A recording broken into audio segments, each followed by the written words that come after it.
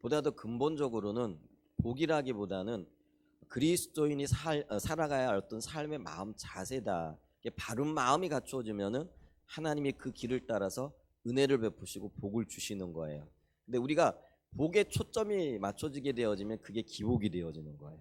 근데 하나님께 초점이 맞춰지고 우리의 마음, 또 그리스도인으로서 살아야 할 우리의 바른 마음 자세에 초점이 맞춰지게 되어지면은 그게 하나님 중심적인 삶이요 신앙이 되어지는 겁니다. 그럼 이렇게 하나님 중심적인 삶이요 신앙이 되어지면은 자연스럽게 복은 따라오게끔 되어져 있다라는 거죠. 우리가 이런 원리들을 먼저 좀 이해할 수 있는 은혜가 있기를 간절히 소원해 봅니다. 그러면서 이제 우리가 지난주까지 5번째를 살펴봤고요. 이제 오늘 6번째입니다. 이 6번째가 뭐냐면 마음이 청결한 자의 마음 자세, 그리고 마음이 청결한 자에게 임하는 복, 이 부분을 좀 살펴보기를 원합니다.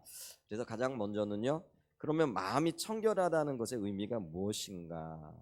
이게 일반적인 의미가 있고요, 또 성경에서 집중적으로 말씀해주고 있는 의미가 있지요. 우리가 살아가다 보면은요, 굉장히 중요한 것들이 참 많이 있는데 그 중에 하나가 마음이 아닌가 싶습니다.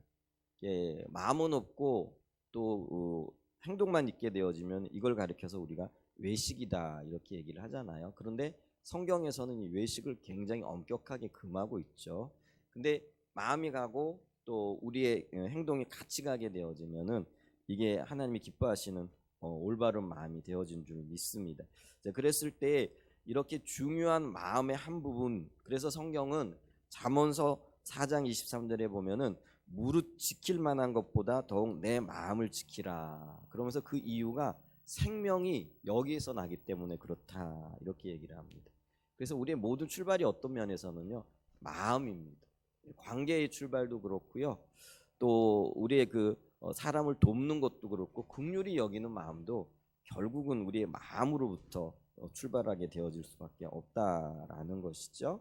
자, 그랬을 때 그럼 이 청결한 마음이라는 것은 나쁜 생각 한 번도 안 하고 혹은 죄는 한 번도 지어본 적이 없는 그런 도덕적이고 윤리적인 마음을 가리키는 것이냐?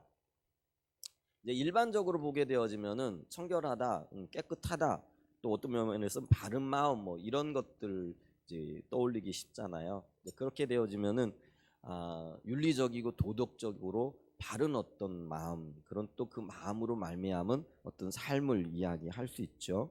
이런 것들이 전혀 상관없는 것은 아니지만은요, 성경적인 의미는 그것과는 조금 다르다라는 것이죠. 자, 그랬을 때 먼저 성경에서 사용하고 있는 이 청결한 것이라는 청결한 마음이라는 단어의 의미가 뭐냐라고 하면은요, 이게 신약 성경은 헬라어로 쓰여져 있죠. 그리스어로 쓰여져 있다라는 그런 말입니다. 그래서 이 헬라어 마음이라는 마음부터 좀 보죠. 이 마음이라는 것이 카르디아라는 건데요. 이 그리스도인이 아니고 그리스인을 얘기합니다. 그 사람들을 헬라 사람들이라 이렇게 얘기를 했고요. 예수님 당시에는요, 헬라 말이 세계 공용어였던 것들 이렇게 보죠. 근데 이 세계 공용어였던 헬라 말로 마음이란 단어가 카르디아라는 단어인데, 이 카르디아라는요, 육체적으로 볼 때는 신체의 중심이 되는 기관을 의미하고요. 그래서 이걸 비유적으로 보게 되어질 때는 우리의 감정이나 우리의 생각의 중심지를 뜻할 때에 이 마음이라는 단어를 사용했다라는 것이죠. 그래서 이 문자적으로 보게 되어지면 가슴, 이걸 가리켜서 우리가 마음이라 이렇게 얘기를 합니다. 그런데 아까도 얘기했죠. 그게 좀 비유적으로 들어가게 되어질 때는 우리의 생각, 사고, 그리고 우리의 종교적 행위 혹은 윤리적 행위의 원천이 되어지는 이런 의미를 내포하고 있다라는 거예요. 그러니까 생각의 중심 혹은 윤리의 중심, 종교적이고 영적인 것의 중심, 어떤 그런 의미로 마음이라는 단어 카르디아가 사용되어졌다라는 것이죠. 그래서 이걸 토대로 신약에서는 인간의 지적인 능력, 그리고 감정적인 영역, 또 의지적인 영역의 근본을 이루는 혹은 근본을 이루는 데 사용되어졌던 단어가 바로 이 카르디아라는 단어였다라는 것이죠. 그래서 이 성경적인 의미로 보게 되어질 때는 이 마음은 인간의 영의 중심을 가리키는 말로서 거기에서 감정도 생겨나고 생각도 생겨나고 동기도 생겨나고 용기와 행동이 솟아나는 곳. 그래서 이 모든 것들의 가장 원천이 되어지는 곳이 마음이다. 이렇게 이야기를 하고 있다라는 거죠. 근데 지금 우리가 이 마음을 살펴보면서 청결한 마음을 살펴보고 있잖아요. 그러면은 청결한이라는 것의 단어의 뜻도 좀 살펴봐야 된다라는 거죠. 이 청결이라는 헬라어 단어는요, 카다로스라는 단어예요. 이 카다로스는요, 유대교의 정결 예식에서 주로 사용되어진 용어였다라는 거죠. 우리가 새벽에 지금 레위기서를 살펴보고 있는데요. 이 레위기서는 거룩을 얘기하고 있죠. 그래서 이 거룩한 삶을 살기 위하여 우리가 어떻게 하나님 앞에 서야 할 것인가를 지금 쭉 살펴보고 있고, 그래서 예배라든지 아니면은 음식이라든지 아니면 사람과의 관계라든지 아니면 잘못했을 때 배상하는 방법이라든지 뭐 이런 것들을 지금 우리가 쭉 살펴보고 있거든요. 근데 이런 것들을 이런 것들이 하나님 앞에 나가기 위한 거룩한 하나님 앞에 나가기 위한 우리의 어떤 자세들을 이야기하고 있다라는 거죠. 그런데 청결이라는 단어가 바로 이런 거룩하게 되어지기 위한 그 것과 관련이 되어진 단어다라는 것이죠. 그래서 이거는 도덕적이고 종교적이고 의식적인 정결을 의미할 때에 이 단어를 사용했다라는 것이죠. 그렇기 때문에 우리가 오늘 마태복음 5장 8절에서 읽어볼 수 있는 이 청결한 자는 뭘 얘기하느냐면요, 인간의 모든 사고와 행위의 원천인 마음을 탐욕과 두 마음에서, 이 두 마음이라는 건 나누어진 마음을 얘기합니다. 이따가 조금 살펴보겠는데요, 이 나누어진 마음을 얘기하는데요, 그 나누어진 마음으로부터 해방시켜서 주님께로 집중하게 하는 거예요. 그래서 우리가 이걸 기억해야 됩니다. 청결하다라는 거는 도덕적으로 정결하고 청결하다라는 의미도 있지만은 하나님 앞에 초점을 맞추는 것과 관련이 되어졌다라는 거죠. 그걸 우리가 기억을 하고요. 그래서 보다 근본적으로는요, 내적인 청결을 의미한다. 하나님 앞에서 바른 의도와 바른 생각과 또 바른 목적을 가지고 있느냐, 이런 의미도 되어진다라는 것이죠. 그래서 이 그리스도인으로 살아갈 때 우리가 예수 그리스도로 인해서 죄 사함을 받고 신실한 주의 백성으로 살아가는 우리 그리스도인들의 마음의 자세를 가리키는 거다, 이렇게 얘기를 할 수 있다라는 거죠. 자, 그래서 우리가 마음이 청결하다는 것의 의미로서 마음이 뭐고 청결하다라는 건 뭔가, 이 부분을 살펴봤습니다. 큰 두 번째로요, 그러면은 구체적으로 이런 것을 토대로 했을 때 마음이 청결한 자, 또 청결하다라는 것들은 어떤 사람을 가리키는 것인가, 이게 구체적으로 좀 봐야 되겠죠. 작은 첫 번째로요, 마음이 청결한 사람은 나누어지지 않은 마음을 가진 자를 이야기한다라는 것이죠. 그래서 이 나누어지지 않았다라는 것은 한 덩어리라, 한 마음이라, 한 뜻을 가졌다라고 이렇게 얘기를 하죠. 근데 이런 말을 사용할 때는 마음이 나누어진 게 있다라는 걸 전제로 하잖아요. 그랬을 때 마음이 나누어졌다라는 것을 우리가 다른 말로 두 마음이라 이렇게 얘기를 합니다. 근데 성경은 이 두 마음을 가리켜서 우상 숭배라 이렇게 이야기를 하고 있다라는 거죠. 그래서 이런 마음을 야고보서 1장 8절에 보게 되어지면은 정함이 없는 마음이라 이렇게 얘기를 합니다. 그래서 야고보서 1장 8절을 보면요, 두 마음을 품어 모든 일에 정함이 없는 자로다, 이렇게 얘기를 합니다. 그런데 야고보서 1장 8절에서 이야기하고 있는 이 두 마음은요, 어떤 마음을 얘기하느냐면, 이게 나누어진 마음인데 이걸 구체적으로 뭐라고 얘기를 하느냐면요, 의심하는 마음을 나누어진 마음이라 이렇게 얘기를 합니다. 근데 의심할 때 이게 지금 어떤 행위와 지금 연결이 되어지느냐면요, 기도할 때 지금 그 두 마음을 얘기를 하는 거예요. 근데 기도할 때 두 마음을 품었다라는 건 뭐예요? 기도하면서 기도하는 거는 믿으니까 기도하는 거잖아요. 근데 기도를 하면서도 어떤 거예요? 한 마음으로는 하나님이 주실 거다. 한 마음으로는 아닐 거야. 이 두 마음이 나뉘어지는 거예요. 그래서 주실까 안 주실까 이렇게 고민하고 의심하는 것을 가르쳐서 두 마음을 품은 자라 이렇게 얘기를 하고 이거를 이제 나누어졌다. 그리고 이거를 믿음 없는 마음이라 이렇게 얘기를 한다라는 것이죠. 그래서 우리가 하나님 앞에 나아갈 때는요 한 마음으로 나가야 됩니다. 그걸 성경에서는 온전한 마음이라 이렇게 이야기를 한다라는 것이죠. 그래서 그 이 두 마음을 품은 것을 정함이 없는 마음이라 이렇게 얘기를 하고요. 이거를 다른 말로 얘기하면 이것도 원하고 저것도 원하는, 그래서 내 마음 나도 몰라 이런 어떤 표현들을 하잖아요. 근데 우리 주님 앞에 나갈 때는요 원 포인트예요. 그러니까 한 가지를 가지고 나가야 된다라는 거죠. 그것만을 원하고 그것만을 바라고 그것을 또 들어주실 거라는 분명한 그런 어떤 주님을 향한 신뢰가 있어야 된다라는 것이죠.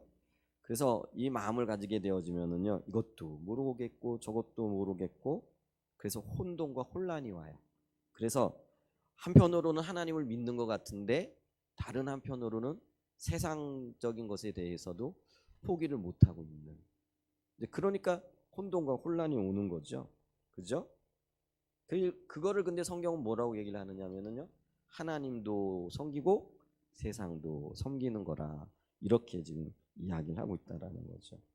그렇게 되어지면은요 둘 다 못 잡습니다.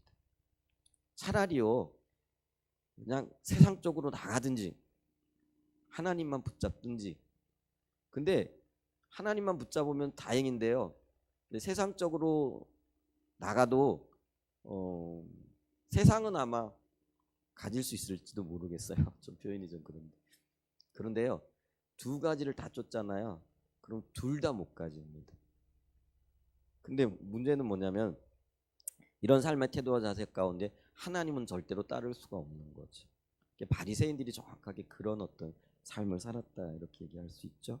그러면은요 세상에서 실컷 살아보지도 못하고 주님도 나는 너를 도무지 몰라 이런 경우가 되어질 수 있다라는 것이죠.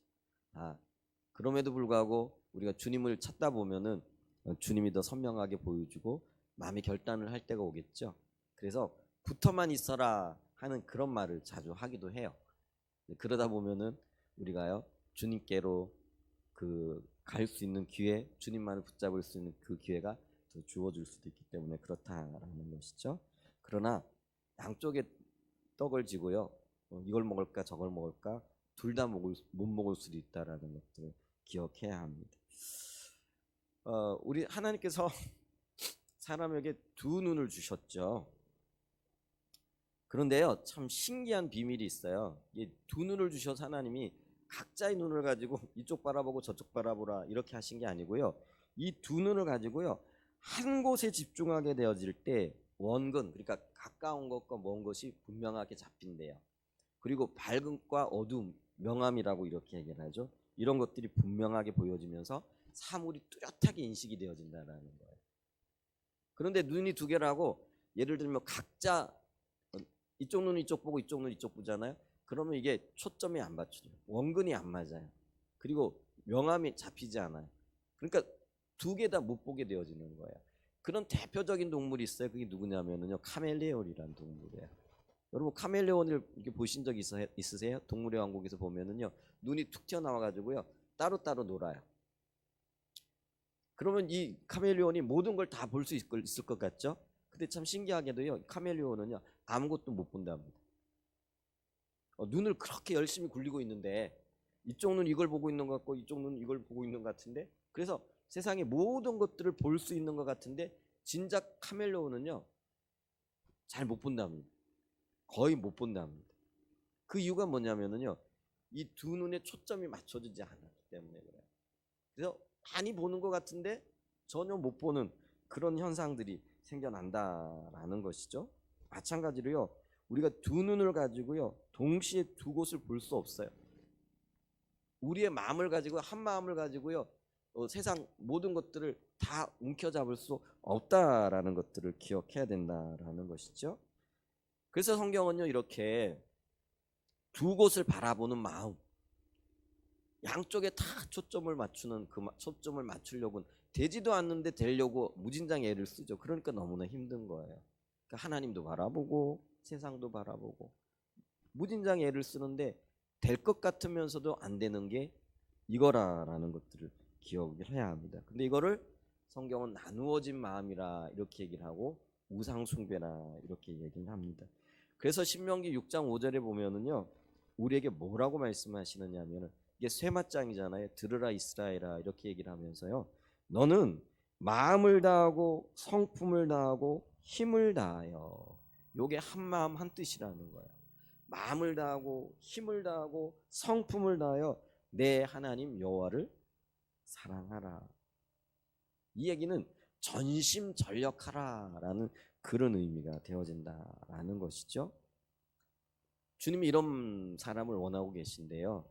그래서 마음이 청결하다라는 것은요, 또 마음이 청결한 자는요, 이처럼 우리의 마음의 눈의 초점을 한 곳에 맞추어서 오직 하나님만을 바라보고 하나님만을 섬기며 살겠다고 하는 그런 각오를 다질 뿐만 아니라 실제로 그렇게 살아가는 사람들을 가리켜서 마음이 청결한 자라 이렇게 얘기를 하는 거예요. 이걸 다른 말로 우리가 세상 중심적인 삶이 아니고요, 자기 중심적인 삶이 아니고 철저하게 하나님 중심적인 삶을 살아가는 사람을 얘기를 합니다.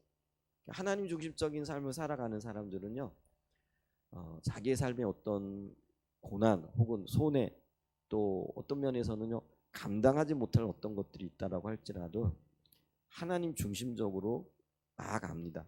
그러면 놀랍게도 하나님이 도우시고 하나님이 뒷받침하시는 역사가 있어요. 우리가 인생을 살아가면서 철저하게 경험하게 하는 게 있는데, 그게 뭐냐면요, 하나님의 일을 할 때 하나님이 우리를 뒷받침하시는 거예요. 내가 내 일을 하고 세상 일을 할 때 하나님은 그 일을 절대로 뒷받침하시지 않더라라는 거예요. 그런데 내가 하나님을 위하여 살고 하나님 중심적인 삶을 살고 하나님의 뜻을 이루고자 살고자 하는 그런 자세와 마음만 가져도요, 하나님은 우리를 도우시고 뒤에서 뒷받침하시는 것을 보게 된다라는 것이죠. 그래서 저와 여러분이요, 철저하게 결심하고 결단해야 됩니다. 나는 하나님 중심적으로 살 거야. 우리 교회는 철저하게 예수 그리스도만이 머리가 되어지는 교회가 되어져야 돼. 하나님 중심적인 교회가 되어져야 돼. 여러분, 이런 각오를 하실 수 있기를 축복합니다. 근데 이게 쉽지 않아요. 왜냐하면은 세상 사람들이 가는 길, 혹은 이 땅에 많은 교회들이 가는 길이요, 모두 다 하나님 중심적이지만은 않더라고요. 어떨 때는 좀 쉽게 가려고 하는 시도들을 해요.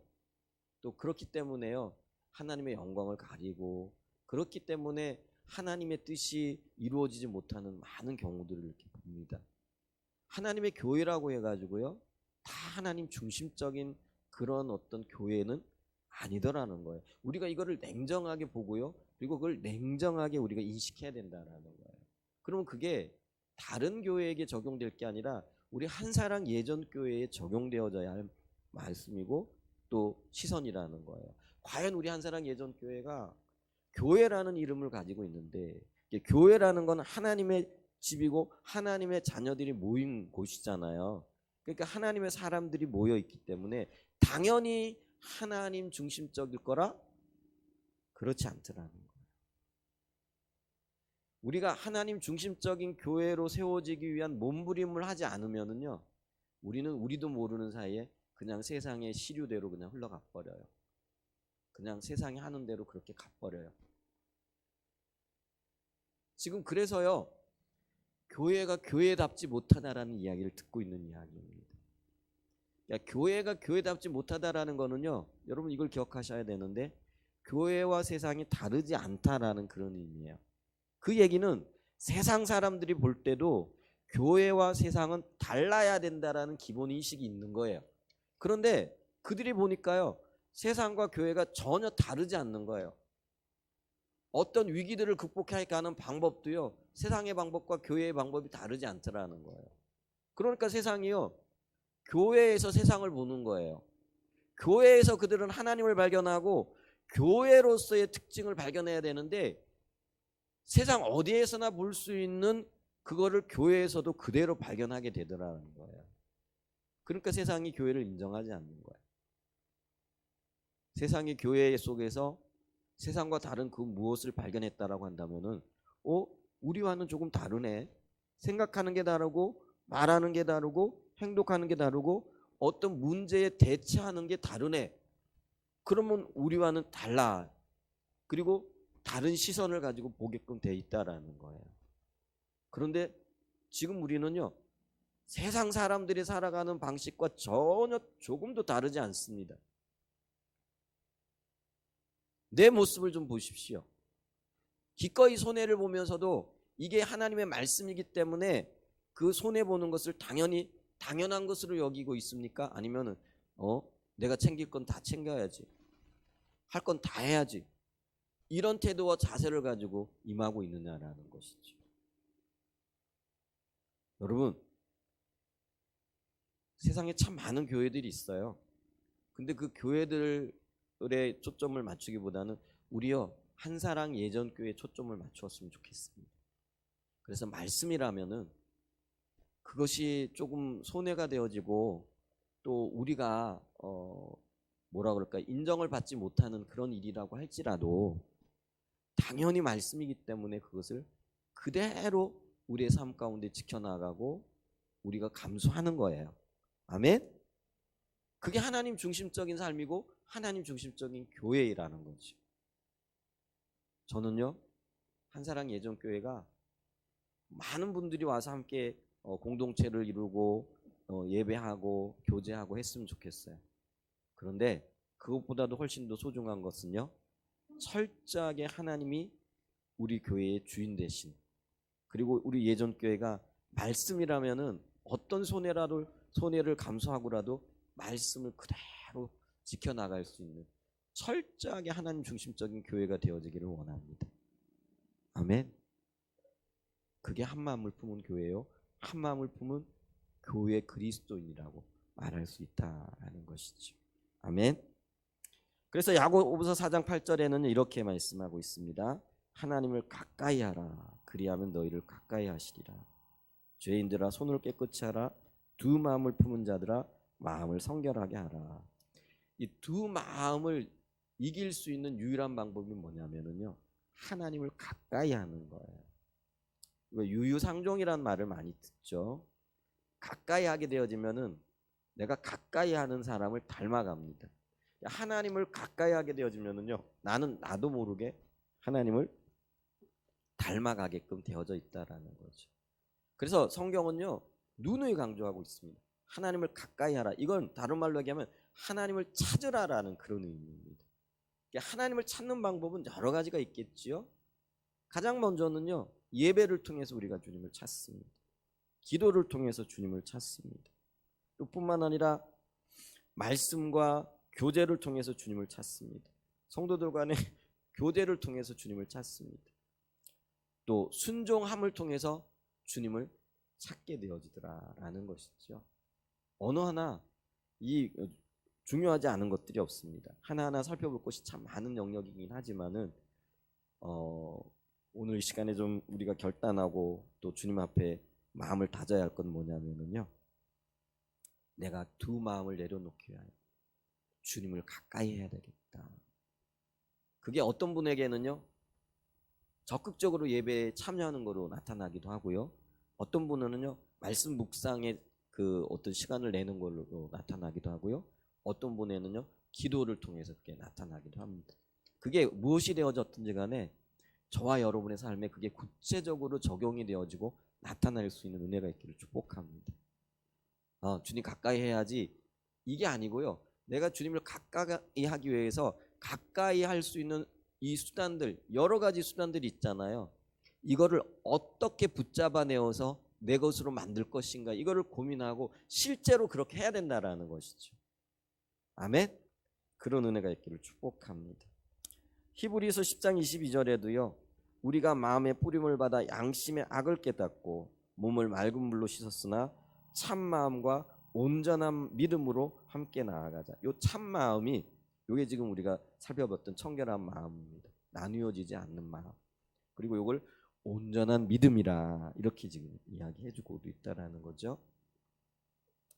자, 그 이 참마음, 새 마음, 나누어지지 않는 마음. 자, 에스겔서 36장 24절과 25절에도 보면은요, 내가 너희를 열국 중에서 취하여 내고 열국 중에서 모아내리고 고토에 돌아가서 맑은 물로 너희에게 뿌려서 너희로 정결케 하되 곧 너희 모든 더러운 것에서와 모든 우상을 섬김에서 너희를 정결하게 할 것이며 26절입니다. 또 새 영을, 성령을 말하는 겁니다. 구약 시대에요, 이미 성령을 우리 마음에 주실 것을 하나님은 말씀하고 계시는 거죠. 참 놀라운 일입니다. 놀라운 일이죠.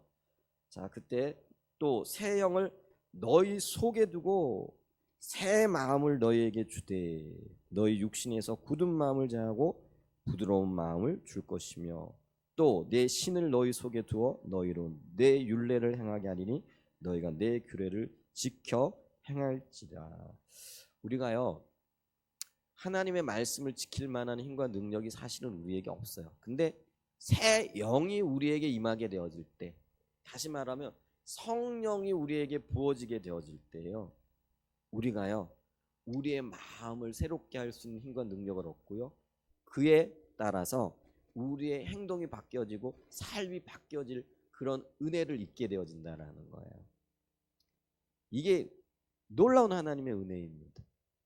이런 놀라운 하나님의 은혜가 저와 여러분의 마음 가운데 부어지기를 원합니다.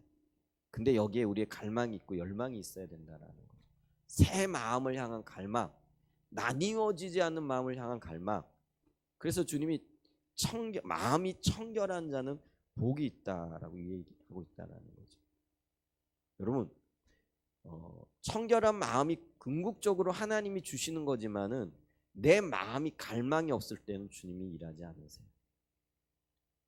여러분, 그걸 기억하셔야 됩니다. 그래서 주님이 끊임없이 우리에게 말씀하시는 게 나를 가까이 하라, 나를 찾으라, 나에 대하여 구하여 나오라, 이렇게 말씀하고 계시다라는 거예요.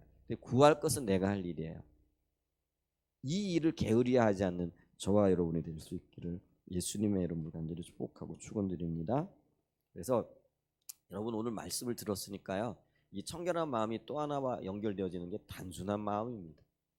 아, 찾으면 주님이 내게 함께 하시는구나, 있는 그대로 액면 그대로 받아들이는 게 이 단순한 마음입니다.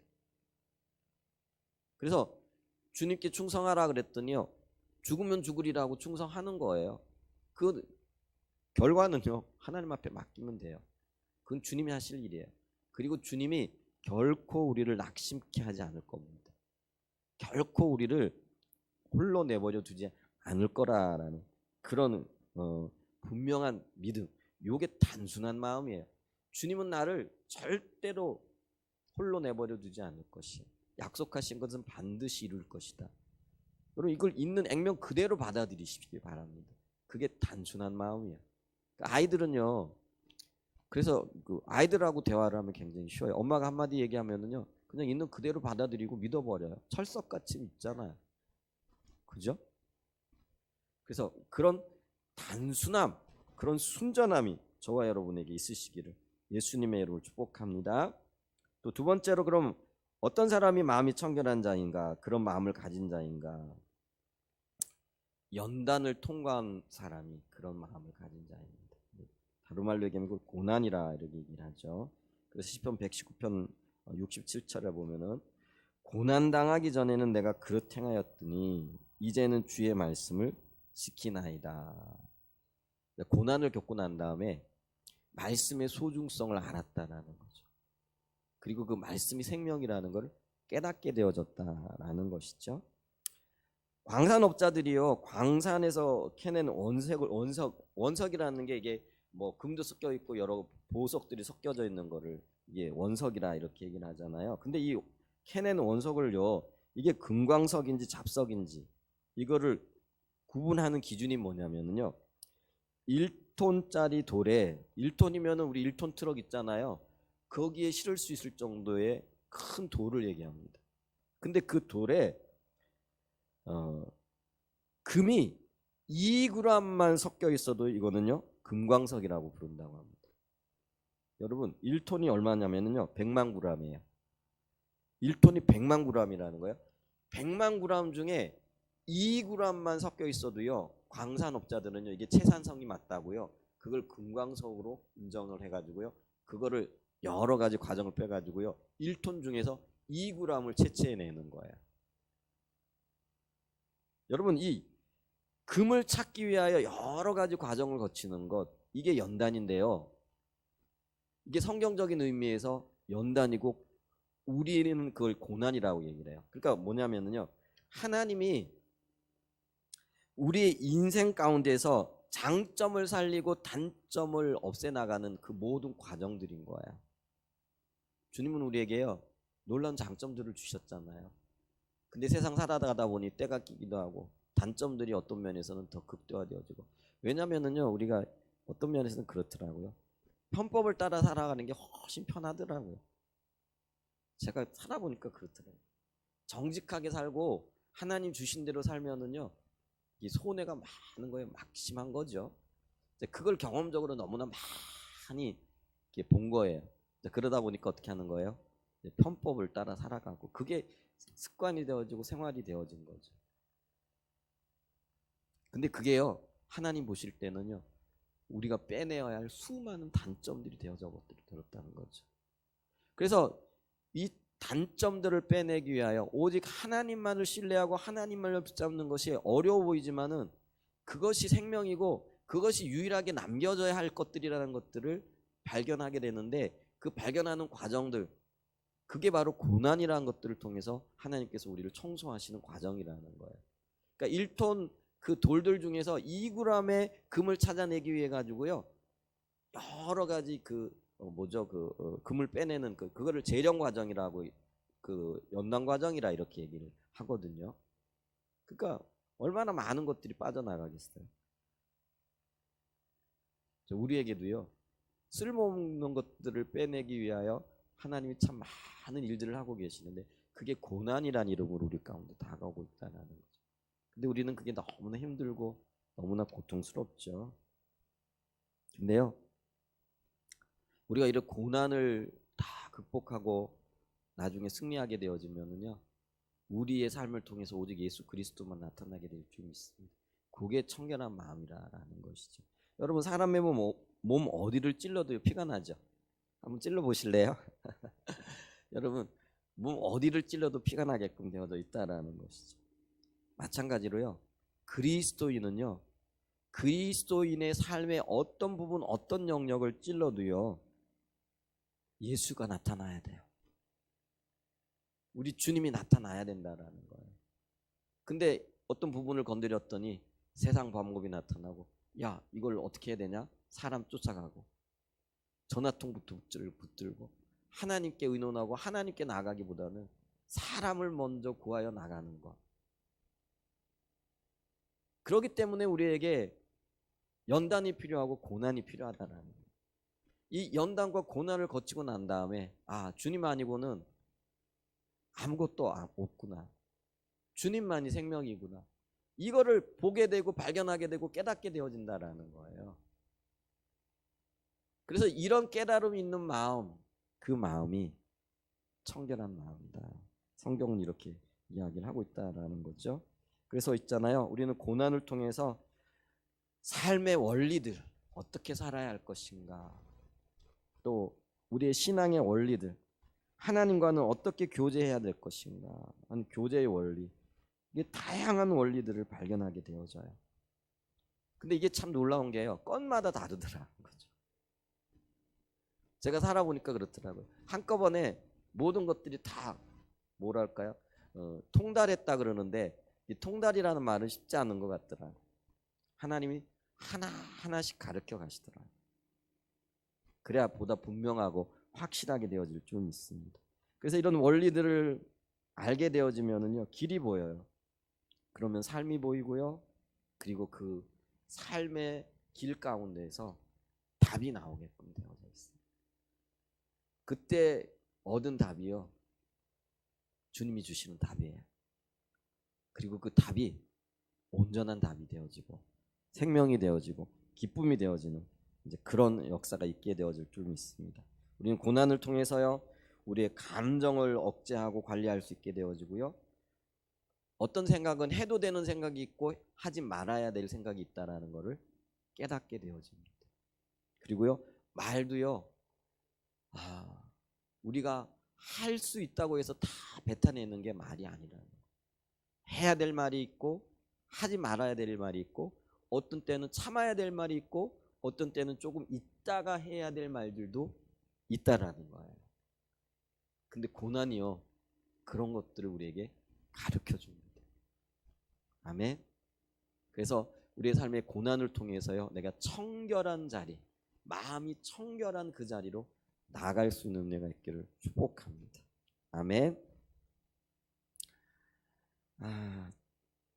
또 세 번째로요 성령의 인도를 받는 마음을 청결한 마음이라 이렇게 얘기를 한다라는 거죠. 갈라디아서 5장 16절에 보면은요 내가 이르노니 너희는 성령을 따라 행하라. 그리하면 육체의 욕심을 이루지 아니하리라. 육체의 소욕은 성령을 거스리고 성령은 육체를 거스르나니 이 둘이 서로 대적함으로 너희가 원하는 것을 하지 못하게 하려 함이니라. 이 땅에는요 두 종류의 사람이 있고 두 종류의 삶을 살아가는 사람이 있습니다. 그걸 이제 세상 사람이라고 얘기하고요 하나는 영적인 사람이라 이렇게 얘기를 합니다.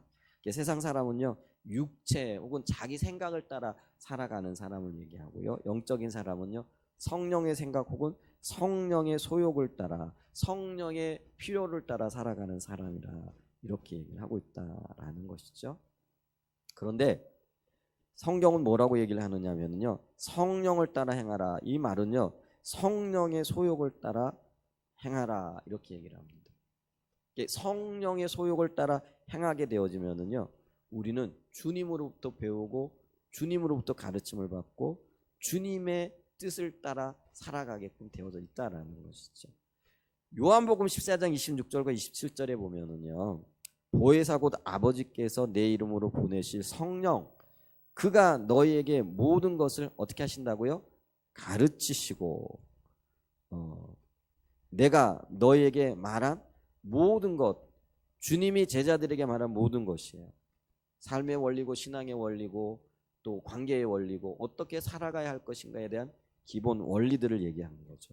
그거를 잊어버렸는데 깨닫지 못했는데 생각나게 하시리라 이렇게 말씀하고 있다라는 거예요. 그래서 있잖아요 우리가 평상시는 잘 몰라요. 그런데 성령께 도움을 구하고 성령께 맡기잖아요. 그럼 성령이요 희한한 방법으로도 생각나게 하세요. 여러분 이게 성령과의 교제가 얼마나 실제적인가를 여러분은 경험하셔야 돼요. 우리가 성령을 의지하면은요 성령은 절대로 우리를 내버려 두지 않으세요. 어떤 상황 어떤 형편에도요 어떻게 해서라도 분명히 그 성령님의 존재를 드러내게 하실 뿐만 아니라요 뜻을 분명하게 가르쳐 주세요. 지금 이거 이 약속의 말씀이요 우리의 삶의 실제가 되어지는 것을 저와 여러분들이 많이 경험해야 된다는 거예요. 우리는요 성령 시대를 살아가고 있기 때문에 특별히 성령님과 굉장히 친밀해야 됩니다. 가까이 지내야 된다는 것이죠. 왜냐하면 성령께서 우리에게 세상의 모든 것들을 가르치시겠다고 말씀하고 계시고요 또 주님의 모든 말씀들을 생각나게 하리라 라고 말씀을 하고 계시다라는 거죠. 근데 그렇게 하시는 이유가 뭐냐면은요 평안을 주시기 위함이라는 거예요. 그래서 27절에 보면은요 평안을 너희에게 끼치노니 그 평안을 너희에게 주노라. 내가 너희에게 주는 것은 세상이 주는 것 같지 아니하니라. 세상이 줄 수 없는 평강을 성령께서 주시겠다라는 거예요. 그렇기 때문에 우리는요 마음에 근심하지도 말고 두려워하지도 말아야 됩니다.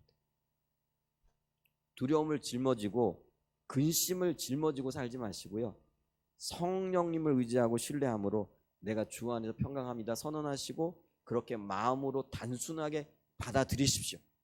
그렇게 되어지면 성령이 약속하신 대로 우리에게 평강을 주실 겁니다.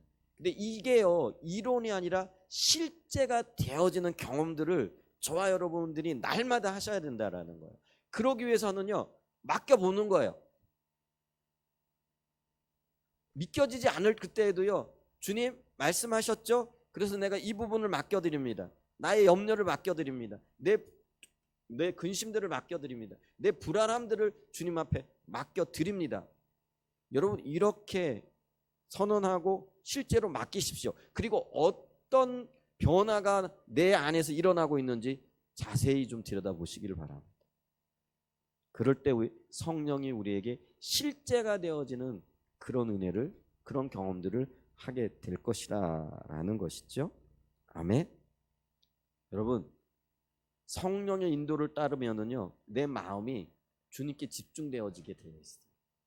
그래서 이 청결한 마음 중에 하나가 성령의 인도를 따르는 마음이다.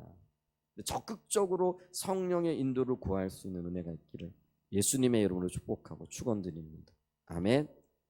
자, 큰 세 번째입니다. 그러면 이렇게 마음이 청결한 자에게 주어지는 복이 뭐냐? 하나님께서 내가 너를 귀하게 사용할게 이렇게 말씀하셨으면 참 좋겠죠. 그것도 귀한 약속이죠. 근데 오늘 성경을 보니까요, 내가 너를 귀하게 사용하겠다, 또 다른 사람들에게 주어지지 않은 어떤 특별한 능력을 주겠다, 이게 아니고요, 하나님을 볼 것이요라는 복을 주시겠다라는 거. 여러분이 하나님을 본다라는 건 다른 말로 얘기하면은요, 영적인 분별력이 열려졌다라는 그런 의미가 되어집니다. 여러분, 우리가요 인생을 살아가다 보면은요, 이 분별력이 얼마나 중요한지 몰라요. 근데 이 영적인 분별력이라는 거는요, 하나님께 속한 것들과 세상 것들을 분별할 수 있는 그런 기준이 생겨났다라는 거예요. 이게 하나님이 기뻐하실 것과 하나님 기뻐하시지 않은 어떤 것들을 볼 수 있는 영적인 눈이 열려졌다라는 것이죠. 근데 하나님이 그거를 열어주시겠다라는 거예요. 다른 말로 얘기하면은 하나님 그분을 우리에게 보여주시겠다라는 거예요. 근데 하나님이 눈에 보이는 육체가 있으신 분이 아니잖아요. 그랬을 때 영적인 분별력으로 우리가 이 하나님의 지혜와 또 하나님의 의로움과 하나님의 거룩함과 하나님의 구원하심, 이 모든 것들을 분별하고 볼 수 있는 은혜가 있게 되어졌다라는 것이죠. 아멘. 여러분, 세상에 이것보다도 더 큰 복이 어디 있겠어요? 근데 이 본다라는 거는요, 다른 말로 얘기하면 육적인 눈으로 보는 것도 되지만은요, 우리의 그 깨달음과도 굉장히 연관이 되어집니다. 그리고 아는 것과도 연관이 되어집니다. 그래서 여러분 보십시오. 하나님을 볼 것이요 그랬을 때 하나님이 어떤 분인지를 깨닫게 되어지는 거예요. 하나님 그분은 나를 고아처럼 내버려 두시지 않은 분이고, 때를 따라 나의 모든 필요를 채우실 뿐만 아니라 공고한 그때에도 하나님의 긍휼의 능력과 또 그 전능의 손길로 나를 돌보실 거라는 거를 아는 거예요. 그걸 깨닫는 거예요. 그리고 그거를 굳게 붙잡는 거예요. 이게 얼마나 놀라운 은혜입니까? 그래서 여러분, 하나님을 아는 것, 다른 말로 얘기하면 하나님의 영광을 보는 것이죠. 이것보다 더 큰 축복이 없는데요.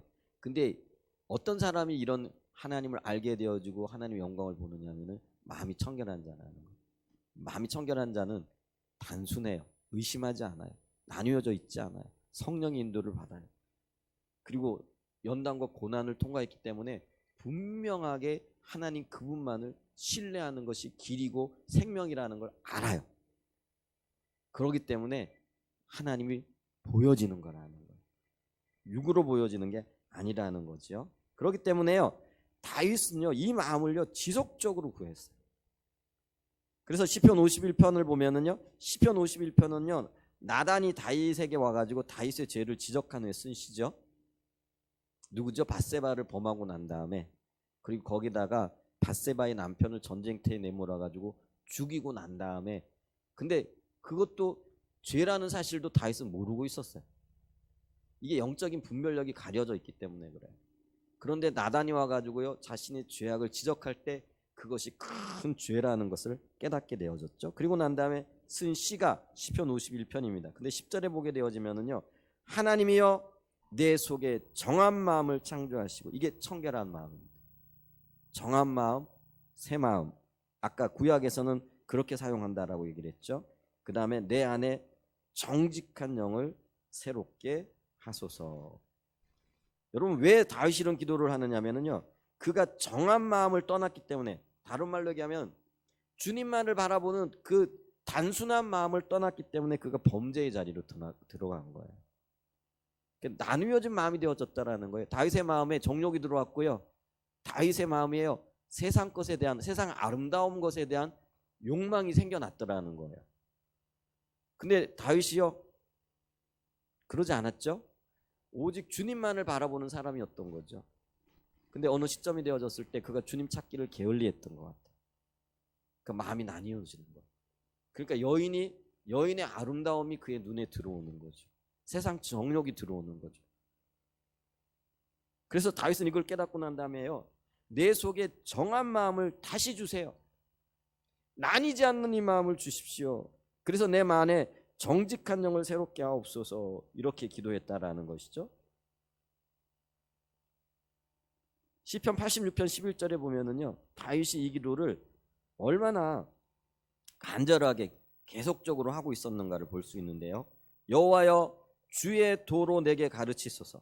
내가 주의 진리에 행하오려니 일심으로 주의 이름을 경외하게 하옵소서. 여기서 일심이 이 마음이요, 이게 그 아까 얘기했던 정한 마음이에요. 그리고 오늘 우리가 본문에서 얘기하는 청결한 마음이다 라는 것이죠.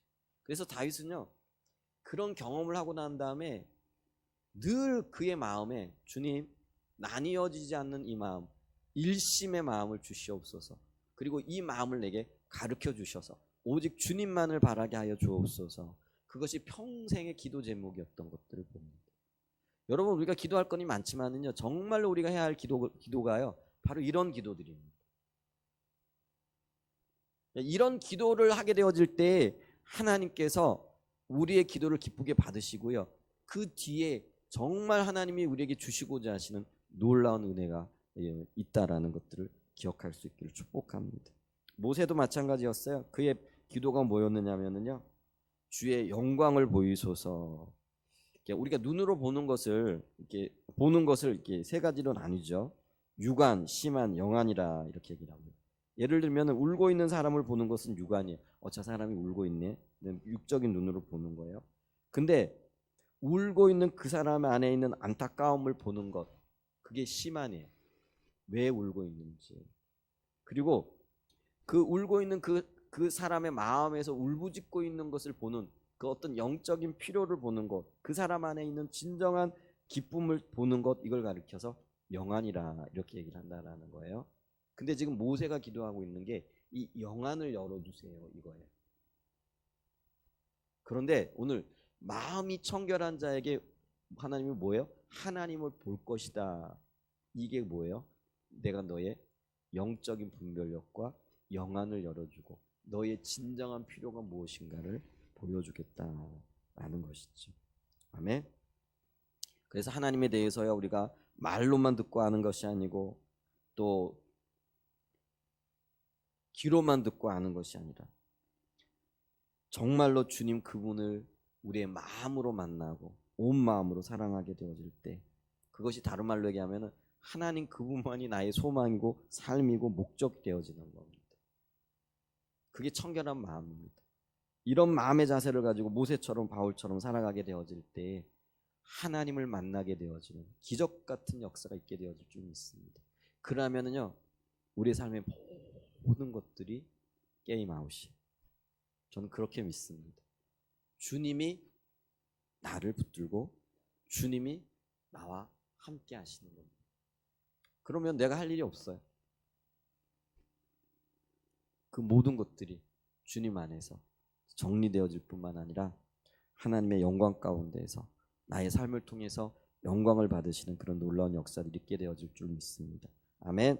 말씀을 마무리합니다. 청결한 마음은요, 나뉘어지지 않는 마음이다. 고난을 잘 통과한 마음이다. 성령의 인도를 받은 마음이다. 쉽지 않습니다. 그러나 우리가 추구해야 할 삶입니다. 이러한 삶 가운데 있게 되어질 때 우리는 하나님의 영광을 보게 되어질 것입니다. 그런 하나님의 은혜와 역사가 저와 여러분의 삶에 임하는 복을 누리시는 귀한 은혜가 있기를 예수님의 이름으로 간절히 축복하고 축원드립니다. 아멘.